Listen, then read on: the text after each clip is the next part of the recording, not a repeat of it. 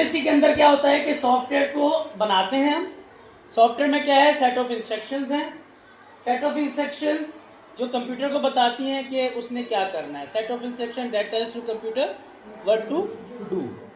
अब इन इंस्ट्रक्शंस को राइट करने के लिए हमें जरूरत पड़ते हैं प्रोग्रामिंग लैंग्वेजेस की।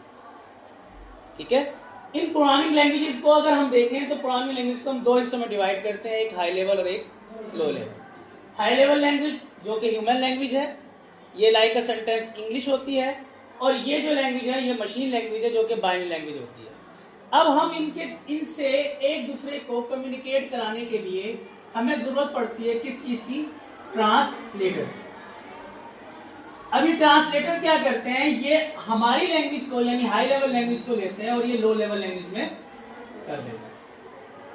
इस वाली लैंग्वेज को जो हमारी साइड की लैंग्वेज है इसे हम सोर्स कोड भी कहते हैं, source code.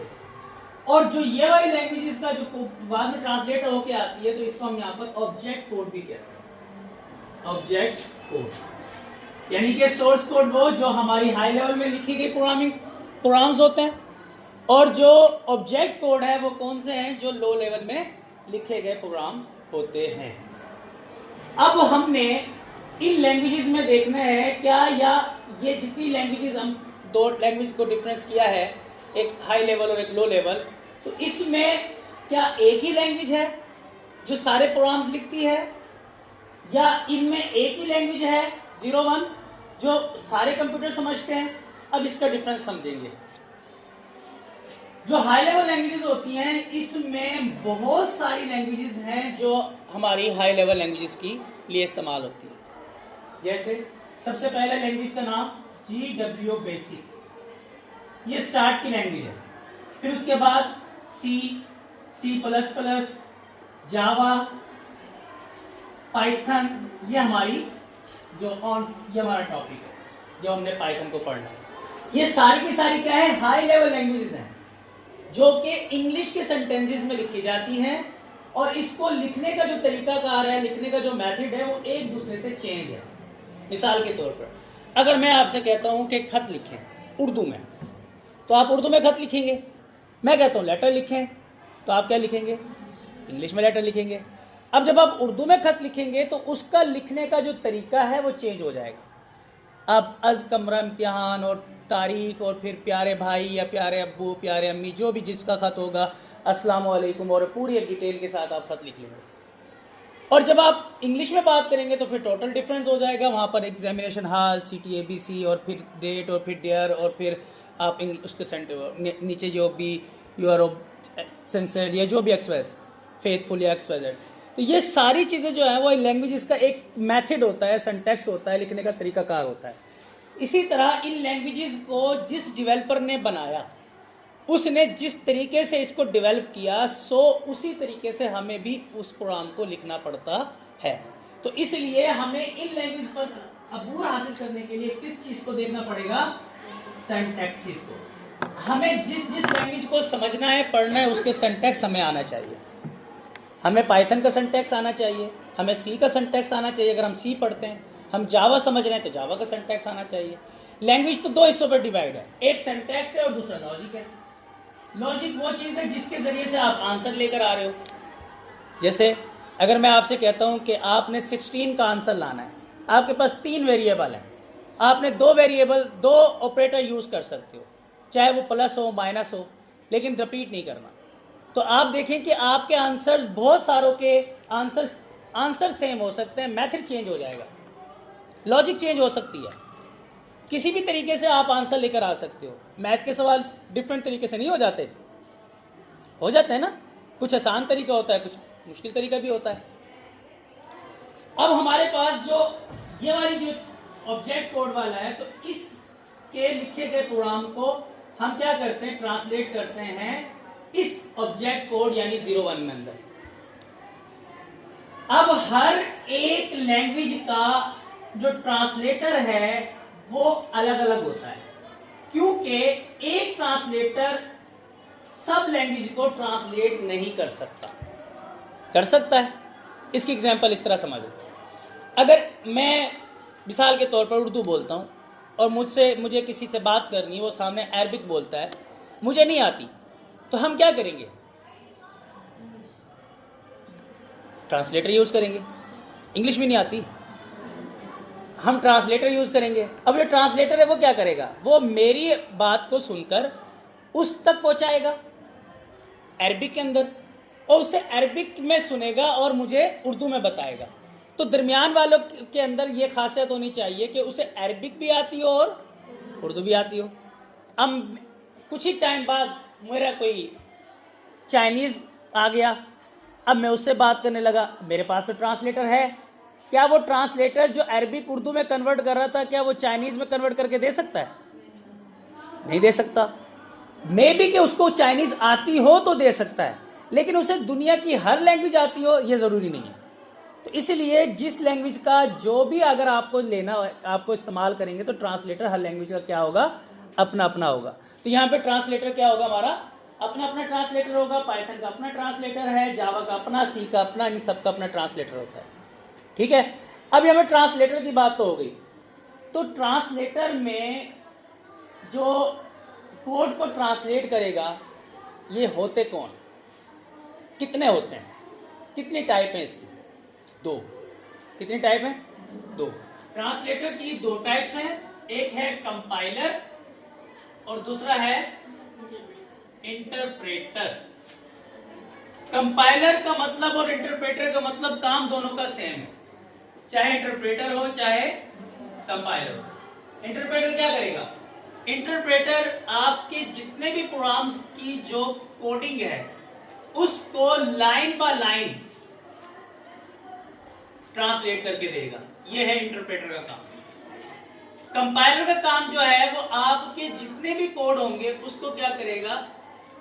As a whole, यानी मुकम्मल प्रोग्राम को एक साथ ही ट्रांसलेट करके दे देगा लाइन बाय लाइन में। और इसमें डिफरेंस ये होगा कि इसकी मिसाल के तौर पर 1 2 3 4 लाइन कोड है, आपने 1 हो गया, 2 सही लिखा, तीसरी लाइन के अंदर आपका एरर था, तो 1 लाइन चल जाएगी, 2 लाइन भी चल जाएगी, 4 भी चल जाएगी, 3 का एरर ये आपको बाद में बताएगा। ये है कंपाइलर, यानी कि first, second, third, fourth. Third में एरर था, फर्स्ट भी चलेगी, सेकंड भी ट्रांसलेट हो जाएगी, फोर्थ भी हो जाएगी, थर्ड नहीं होगी क्योंकि थर्ड में एरर है।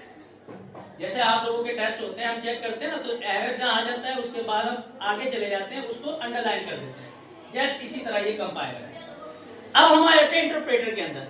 इंटरप्रेटर एक ऐसे ट्रांसलेटर है जो लाइन बाय लाइन करता है। मिसाल के तौर पर अब इसी की एग्जांपल को कंटिन्यू करते हैं। 1 2 3 4 एरर था 3 के अंदर, तो ये 1 को करेगा, 2 को करेगा, 3 में आगे क्या हो जाएगा?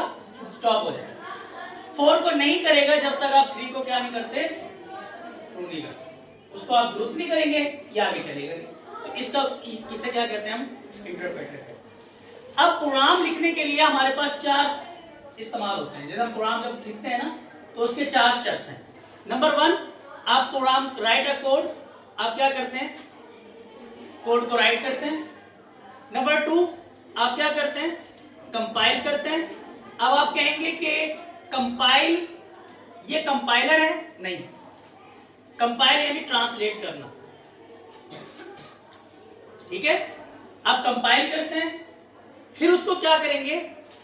एग्जीक्यूट करेंगे, और देन क्या हासिल कर लेंगे?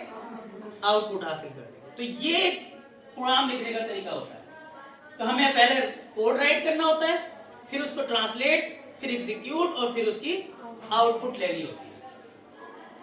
इंटरप्रेटर, हम जो पाइथन पढ़ रहे हैं उस पाइथन के अंदर जो ट्रांसलेटर है वो इंटरप्रेटर है। यानी पाइथन एक वर्सेटाइल लैंग्वेज है, यानी कि ऐसी लैंग्वेज जिस पर हम एतमाद अच्छा से कर सकते हैं, काबिल एतमाद लैंग्वेज है। और ये ऐसी लैंग्वेज है कि इसको तकरीबन दुनिया की बड़े बड़े प्लेटफॉर्म जैसे Google, Facebook, Insta, Twitter, Netflix, बड़ी सी बड़ी कंपनीज जो आज तक दुनिया की सोशल मीडिया की बादशाह हैं, वो भी पाइथन को क्या करती हैं? यूज करती हैं।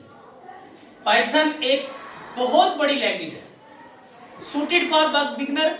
इसका मतलब यह है कि ये सूट करती है उन लोगों के लिए जो अभी भी स्टार्ट कर रहे हैं प्रोग्रामिंग का। अभी कदम रख रहे हैं जैसे आप लोग, अभी आपको प्रोग्रामिंग सब का सेंस अब स्टार्ट होगा। तो जो अब नहीं है ना, अभी आप आए हैं, अभी तो इससे पहले तो आपको नहीं पता था कि प्रोग्रामिंग लैंग्वेजेस होती क्या है, ये क्या चीज है, ये तो अभी यहाँ से पता चल रहा है, तो इसके लिए बड़ी सूट करती है। उसकी रीजन ये है कि स्ट्रेट फॉरवर्ड है। स्ट्रेट फॉरवर्ड का मतलब यहाँ पर यह है कि आप इसके अंदर लिखा हुआ कोड डायरेक्टली लिख सकते हैं। मिसाल के तौर पर हम अगर एक लैंग्वेज और की बात करूं, सी लैंग्वेज है, इससे पहले की लैंग्वेज है, उस सी लैंग्वेज के अंदर जो प्रोग्राम लिखते हो उसके लिए आपको एक पूरा स्टेप बनाने पड़ते हैं। मिसाल सबसे पहला आपको हैश इंक्लूड यानी कि लाइब्रेरी इंक्लूड करानी पड़ती है, studio.h हैश इंक्लूड conio.h, फिर उसके बाद फंक्शन डिक्लेयर करना पड़ता है, फिर कर्ली ब्रैकेट, और फिर आपको कोई ना कोई वेरिएबल जो पहले इस्तेमाल करेंगे, जो वेरिएबल आप यूज करेंगे उसको भी आप पहले बताएंगे कि मैंने ये वेरिएबल इस्तेमाल करना है। जैसे आपने 3 वेरिएबल इस्तेमाल करने थे वो बता दिए, फिर इसकी वैल्यू आप देंगे, फिर इसको यहाँ पर लॉजिक अप्लाई करेंगे, फिर उसके बाद यहाँ पर प्रिंट एफ करेंगे, और प्रिंट एफ के अंदर भी बताएंगे कि जो वेरिएबल आप प्रिंट करा रहे हैं वो किस डाटा टाइप का है। आपका मतलब नहीं है इसको समझना, आप सिर्फ देखें इसको कि एक प्रोग्राम को लिखने में किसी और लैंग्वेज में कितना टाइम लग रहा है और कितनी चीजें आप लिख रहे हो। फिर उसके बाद यहाँ पर उसका प्रिंट कराएंगे, और एक हर किसी के आगे टर्मिनेटर भी लगाएंगे, यहाँ पर एक फंक्शन अप्लाई करेंगे गेट ch का, और ये प्रिंट। अब ये इतना बड़ा प्रोग्राम 1 2 3 4 5 6 7 8 9 10 11 कितनी लाइन है? 11 लाइनें लिखी हैं।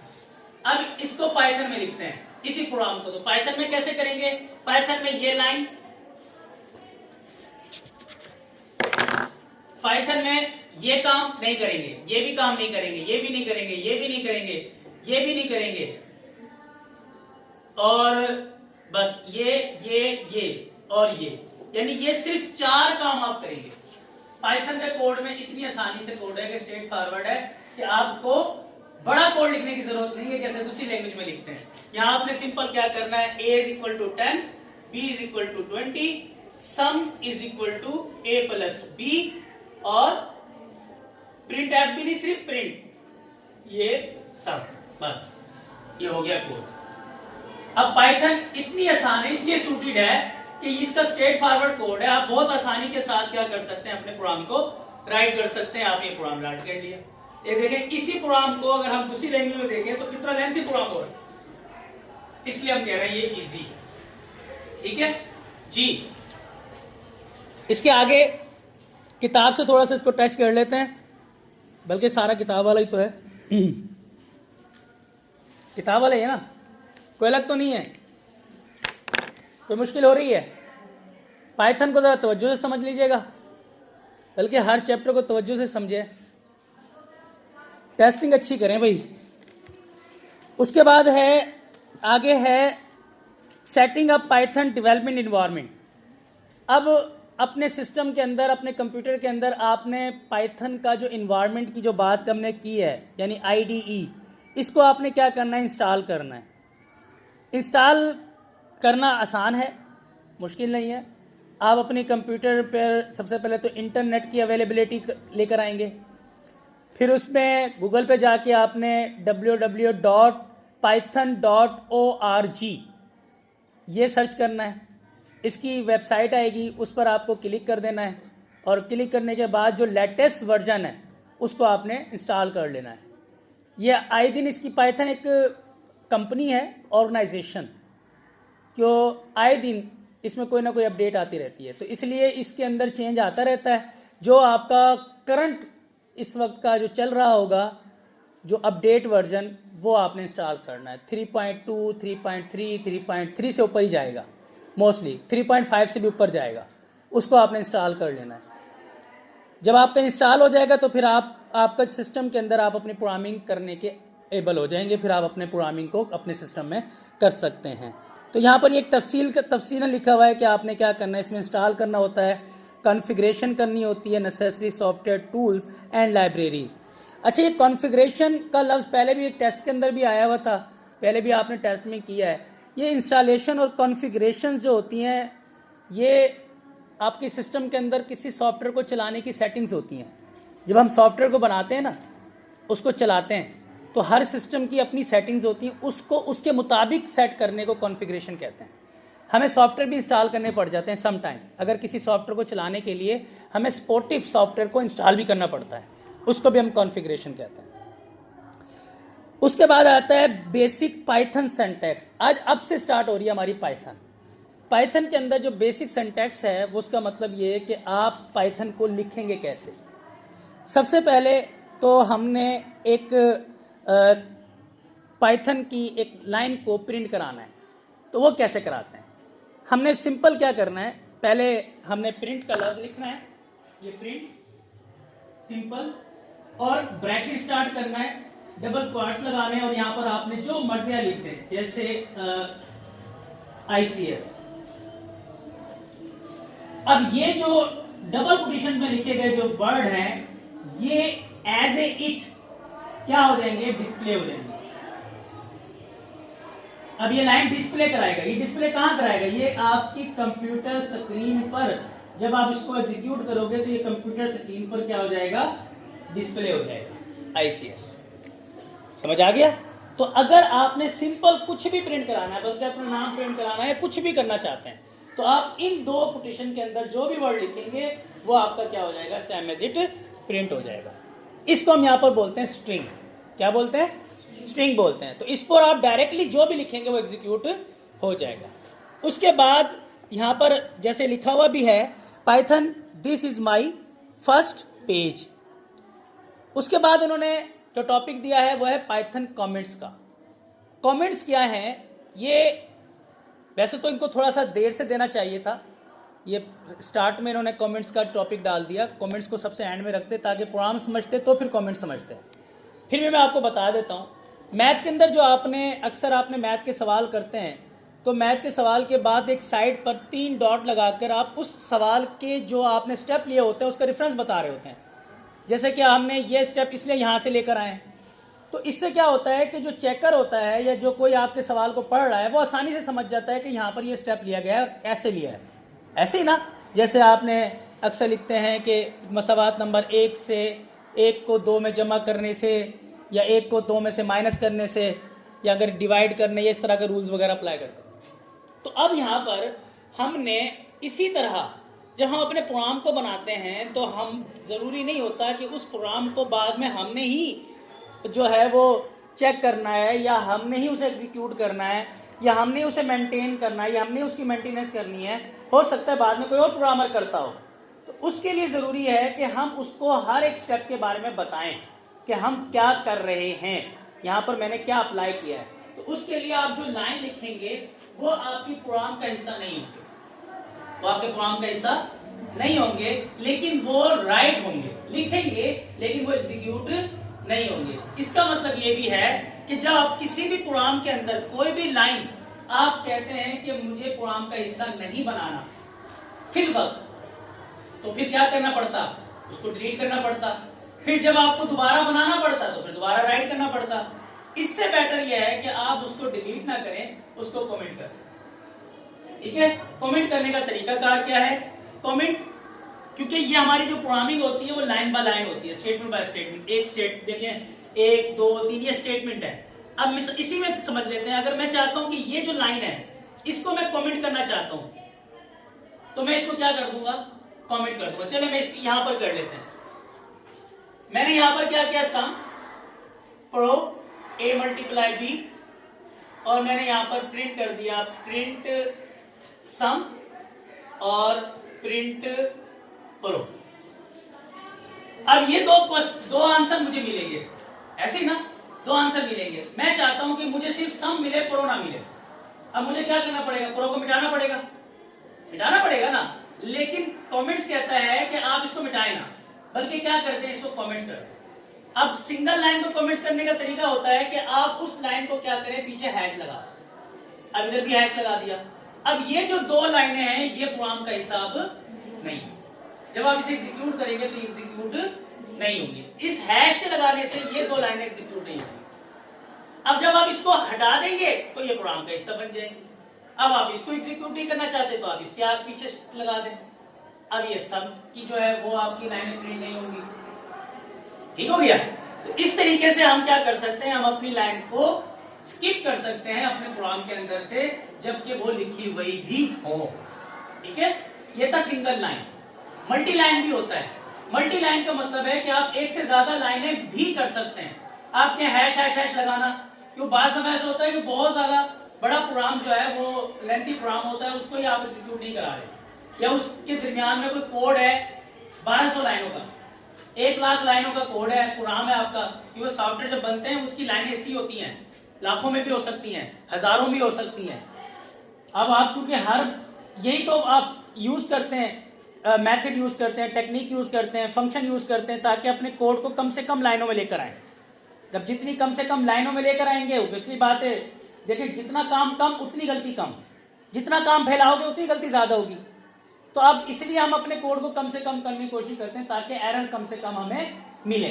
तो अब हमारे पास जब हम मल्टी लाइन की बात करेंगे तो फिर सिंपल तरीके से क्या करेंगे, जैसे मैं पूरी लाइन को ही नहीं करना चाहता तो आप 3 टाइम क्वाड्स यहाँ लगा देंगे, 3 टाइम क्वाड्स यहाँ लगा देंगे। इससे क्या होगा कि ये पूरी की पूरी लाइनें क्या हो जाएंगी, कमेंट चली जाएंगी और अब ये कोई प्रोग्राम एग्जीक्यूट